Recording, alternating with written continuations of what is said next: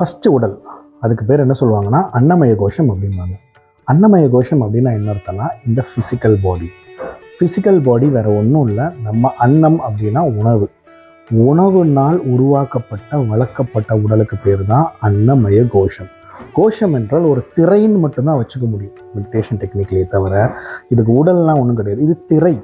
திரைன்னா என்ன அர்த்தம் அப்படின்னா நம்ம ஒவ்வொரு திரையாக விளக்க விளக்க விளக்க கடைசியாக இருக்கக்கூடியது ஆத்மா அப்படின்ற ஒரு பேரொளி. அதுதான் இதில் நம்ம சொல்கிறோம் நம்ம.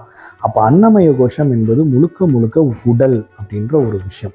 இந்த உடலில் இருக்கிற ஐம்புலன்களாக நீங்கள் பார்க்கக்கூடிய, கேட்கக்கூடிய, நுகரக்கூடிய, சுவைக்கக்கூடிய விஷயங்களை தான், அந்த விஷயத்தை தான் நம்ம என்ன சொல்கிறோம், அன்னமய கோஷம் அப்படின்றோம்.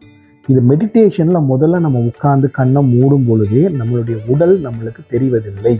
நோட் பண்ணியிருப்பீங்க.